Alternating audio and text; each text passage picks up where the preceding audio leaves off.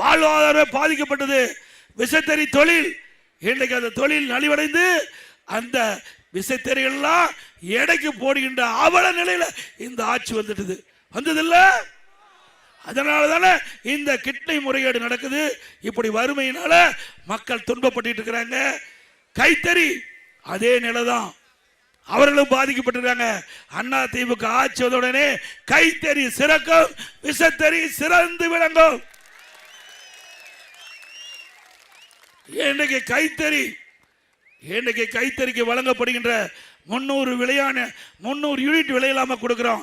அதை 450 யூனிட்டாக விலையில்லாம கொடுக்கும். விசைத்தறிக்கு இப்பொழுது 1000 யூனிட் விலையில்லாம கொடுக்கிறோம்.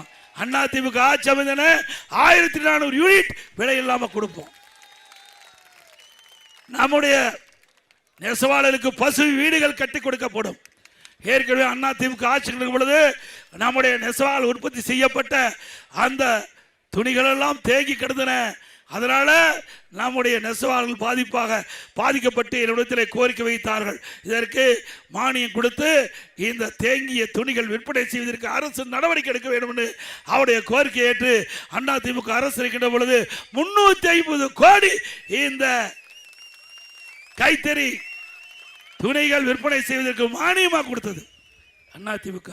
அதே போல 65 வயதை நிரம்பிய நம்முடைய நெசவாளர் பெருமக்களுக்கு 1000 ரூபாய் ஓய்வூதியம் கிடைப்பது. இனி அண்ணா திமுக ஆட்சியில் 2500 ரூபாய் ஓய்வூதியம் மாதந்தோறும் கிடைக்கும்.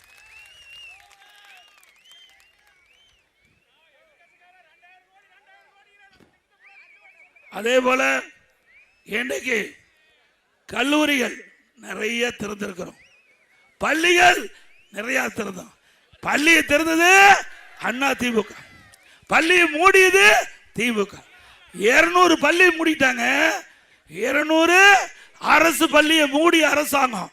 அண்ணா திமுக அதிகமான பள்ளிகளை திறந்து இன்றைக்கு கல்வி கற்புடைய எண்ணிக்கை உயர்த்தணும். கிராமத்திலிருந்து நகர வரை நம்முடைய குழந்தைகள் சிறப்பான கல்வி கிடைக்க வேண்டும். அதற்காக கல்வியை கூடத்தை திறந்தா திமுக அமைச்சர் பள்ளி கல்வித்துறை அமைச்சர் சொல்றாரு, சட்டமன்றத்தில் நீங்க இஷ்டத்துக்கு பள்ளிக்கூடத்தை திறந்துட்டீங்க, எங்களால் நடத்த முடியல, அதனால 200 பள்ளி மூடிட்டுன்னு சொல்றாங்க. ஏங்க எதுக்கு அரசாங்கம் பள்ளியை திறந்து நல்ல கல்வி கொடுக்க வேணும். ஆனா இந்த அரசாங்கத்தில் திறந்த பள்ளியை மூடிக்கிட்ட ஒரே அரசாங்கம் திமுக அரசாங்கம். ஆசிரியர்லாம் கிடையாது. எங்க இருக்குது ஆசிரியர்? பள்ளியை மூடிட்டான. இப்படி ஆசிரியரும் கிடையாது, அது உதவியாளரும் கிடையாது, பள்ளிக்கூடத்தையும் மூடிட்டு இருக்கிறாங்க. நாடு போற போக்க பார்த்தா இன்னைக்கு மீண்டும் வந்து ஆடு மாடு தான் நம்ம மேய்க்க வேணும். அப்படி நிலைக்கு கொண்டாந்து விட்டுருவாங்க. அண்ணா திமுக அரசாங்கம் கல்விக்கு முன்னுரிமை கொடுத்தது. ஒரே ஆண்டு 11 அரசு மருத்துவக் கல்லூரி மருத்துவமனை. நாமக்கல் மாவட்டத்தில் உங்களுடைய கோரிக்கையை ஏற்று, உங்களுடைய மாவட்ட சார்பில் தங்கமணி அவருடைய கோரிக்கையை ஏற்று, கழக நிர்வாகிகளுடைய கோரிக்கை ஏற்று 400 கோடியில நாமக்கல்ல பிரம்மாண்டமான அரசு மருத்துவக் கல்லூரி மருத்துவமனை கொண்டாந்தோம்ல. அதே போல சட்ட கல்லூரி நான் இருக்கும்போது அரசாணை வெளியிட்டேன். நிலம் எடுக்கிறதுல பிரச்சனை, காலதாமதம் ஆச்சு. பிறகு இவர்கள் வந்து அடிக்கல் நாட்டினாங்க. ஆனா சட்டக்கல்லூரி கொண்டாந்தது நாம தான். அதே போல மருத்துவக் கல்லூரி கொண்டாந்து நாம தான். அரசு கலை மற்றும் அறிவியல் கல்லூரியில் சேந்தமங்கலம் சட்டமன்றத்தில் கொண்டாந்தது நாம தான்.